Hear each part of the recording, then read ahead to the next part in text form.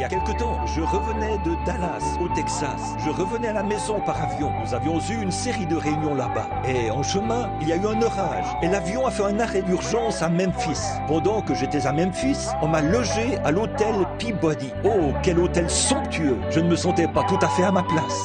J'étais là-bas ce soir-là et j'y ai passé la nuit. Le lendemain matin, on m'a appelé et dit « Révérend Branham ?»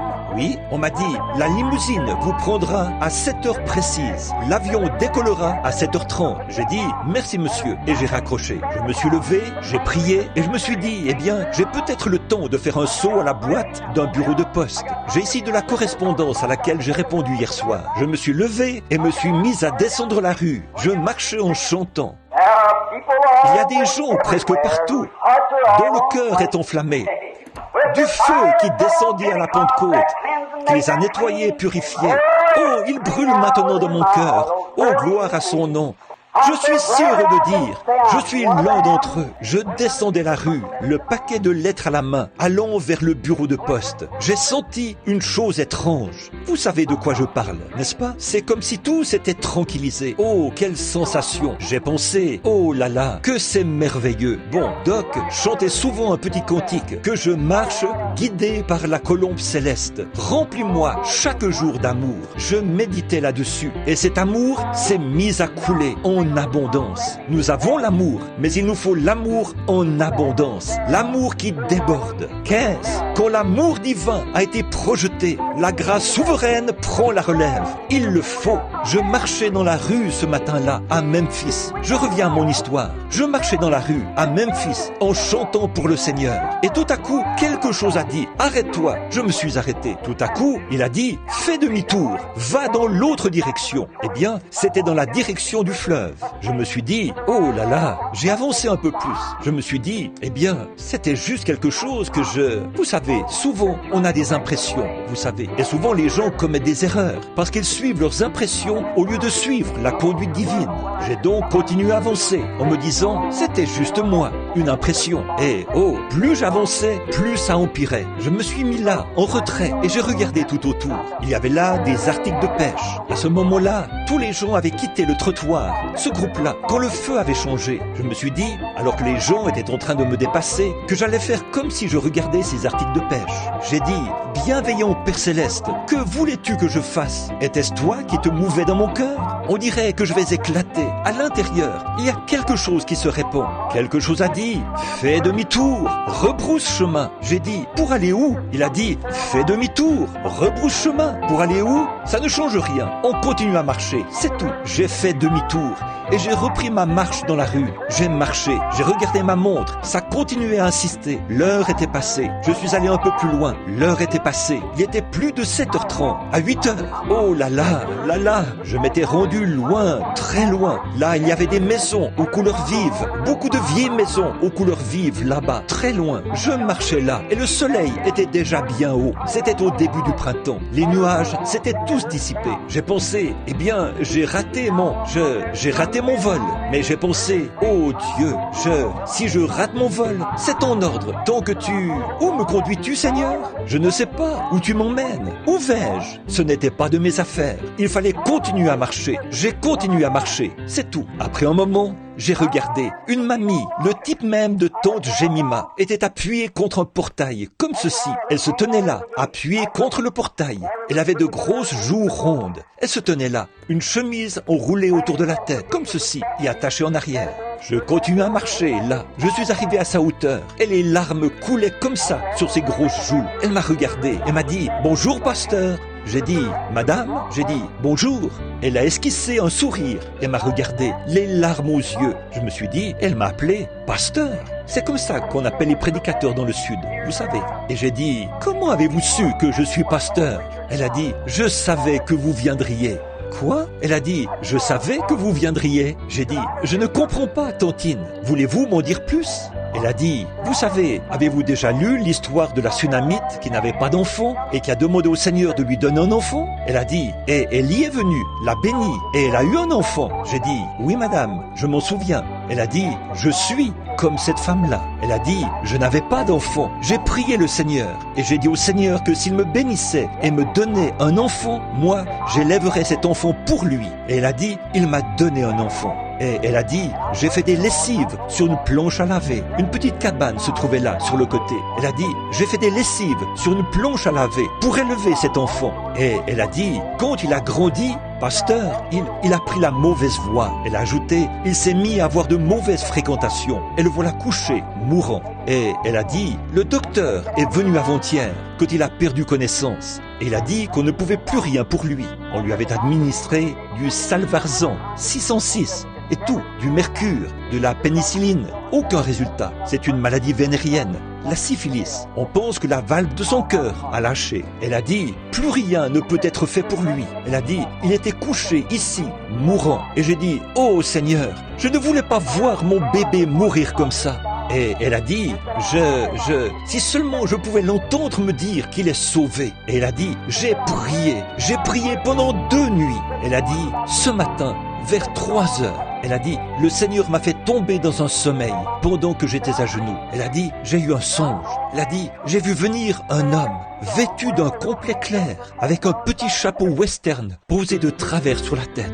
J'ai dit, Seigneur, cette femme-là, c'est moi. Mais où est ton Élie? Il a dit, le voici qui vient. Elle a dit, je me suis relevé rapidement de ce lit et je me tiens ici depuis ce moment-là à vous attendre. C'est exactement comme ça que j'étais vêtu. Oh frère, quand l'amour divin a été projeté, cette mère envers son enfant, oui, il pesait 80 kilos, mais il restait toujours son enfant, couché là, mourant dans la honte. Peu importe combien il s'était couvert de honte, c'était son enfant. Elle l'aimait. C'est ça, l'amour d'une mère. Peu importe combien il l'avait couverte de honte, elle l'aimait malgré tout. Et si vous ne pouvez pas oublier votre enfant, peu importe ce qu'il a fait, à combien plus forte raison, Dieu peut-il ne pas vous oublier? Il a dit, vos noms sont gravés sur la paume de ma main. Une mère pourrait oublier son nourrisson, mais je ne vous oublierai jamais. Peu importe ce que vous avez fait, combien vous vous êtes éloigné, combien vous êtes empêtré, Dieu vous aime toujours, Dieu vous aime.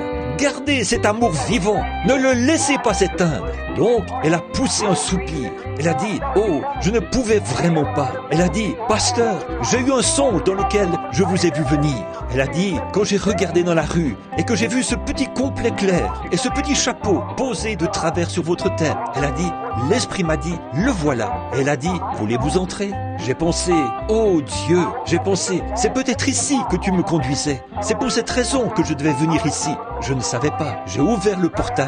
Il était fermé à l'aide d'une chaîne et d'une pointe de charrue. Je ne sais pas si vous avez déjà vu ça. J'ai ouvert la vieille porte et je suis entré. Frère, j'ai été dans des palais de rois, j'ai été dans les maisons les plus riches du monde, j'ai été chez certains multimillionnaires dont la fortune s'élève à 20 jusqu'à 28 millions de dollars. J'ai marché sur leurs tapis chenilles de mur à mur. J'aurais facilement pu m'étendre et m'endormir directement sur ce tapis, dans ces magnifiques demeures. Mais là, pas même un tapis au sol. Il y avait une espèce de petit lit à colonne en fer. Une petite couverture ordinaire couvrait ce jeune homme. Sur la porte, un écriteau. Que Dieu bénisse notre foyer. J'ai su que je me trouvais dans un foyer chrétien. J'ai su que je me trouvais quelque part où on avait élevé des prières. Pas d'affiches indécentes au mur, pas de photos vulgaires, mais une Bible ouverte sur l'espèce de petite table en marbre qui se trouvait là. Un grand garçon était couché là, dans le lit. Il tenait les couvertures et faisait... J'ai pensé, oh là là, je lui ai palpé les pieds. Ils étaient collants et froids. La mort était sur ce garçon. Et il répétait sans cesse, oh, c'est si sombre, c'est si sombre. Et j'ai dit, de quoi parle-t-il? Elle a dit, pasteur, elle a dit, ça fait plusieurs jours maintenant qu'il se croit perdu en haute mer. Elle a dit, il ne sait pas où il va. Et elle a dit, c'est ça qui me brise le cœur. Elle a dit, il s'en va, il est perdu en mer, il ne sait pas où il va. Elle a dit, pasteur, j'ai prié, j'ai tout fait, je ne veux pas qu'il se perde, pasteur. Elle a dit, c'est pour ça que je priais. Tantine, de quoi souffre ce garçon? Elle a dit, c'est une maladie vénérienne. le docteur l'a déclaré mourant. Il n'y a plus rien à faire. Et elle a dit, il est inconscient. Ça fait 2 jours qu'il est perdu en mer. Elle a dit, voulez-vous prier pour lui? J'ai dit, tantine, je m'appelle Branham. Avez-vous déjà entendu parler de moi? Elle a dit, non monsieur, je ne pense pas, pasteur. J'ai dit, eh bien, je vais vous raconter une histoire. J'ai dit, mon ministère, c'est de prier pour les malades. Elle a dit, c'est vrai? J'ai dit, oui. Et je lui ai dit que mon avion avait été forcé d'atterrir et tout. Elle a dit, c'est vrai, pasteur? J'ai dit, oui. Elle a dit, eh bien, je savais qu'il ne me laisserait pas tomber. J'ai dit, priez, tantine. Elle s'est agenouillée et vous parlez d'une prière. Oh mon frère, cette brave sainte savait entrer en contact avec Dieu. Elle a prié, là, jusqu'à ce que les larmes lui coulent des yeux. J'ai levé les yeux et il continue à faire. Et j'ai dit, maintenant tantine, je vais prier. Restez en prière avec moi. J'ai posé les mains sur ses pieds. J'ai dit, Père Céleste, mon avion est déjà parti, pour autant que je sache. Et voici cette pauvre maman te supplie instamment pour son enfant. Et autant que je sache, c'est ici que tu m'as conduit. Je te prie d'être miséricordieux envers lui. Et presque au même moment, je l'ai entendu dire, maman, oh, maman. Elle s'est relevée, elle a essuyé les larmes de ses yeux. Et elle a dit, oui mon chéri, le bébé de maman se sent mieux. Elle s'est mise à lui caresser la tête. Il a dit, maman, la pièce est en train de s'éclairer. La pièce est en train de s'éclairer. L'amour souverain, là, l'amour divin avait été projeté au cœur de Dieu. Alors la grâce souveraine devait prendre la relève et répondre. Quand je pense à cette pauvre mère qui s'était accrochée à Dieu par la prière et tout ça, alors qu'est-ce qui s'est passé?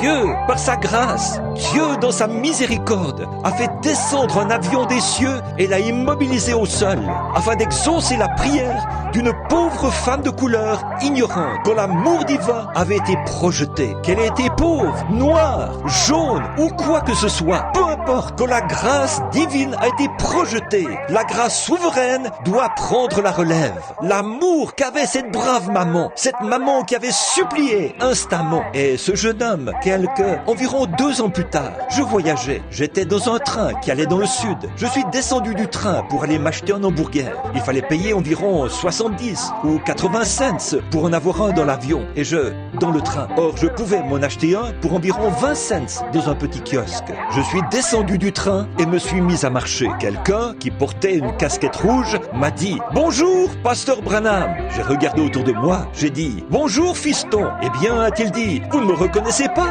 J'ai dit « Non, je ne pense pas. » Il a dit « Vous souvenez-vous, il y a environ 2 ans, quand vous êtes venu prier pour moi, là-bas, chez ma maman ?» J'ai dit « C'était toi, ce garçon ?» Il a dit « Eh oui, pasteur Branham !» Il a dit « Non seulement je suis guéri, mais je suis sauvé maintenant. Je suis chrétien. La grâce souveraine. » Ah oui, mon frère, je vous le dis, quand Dieu voit que l'amour a été projeté, la grâce doit prendre la relève.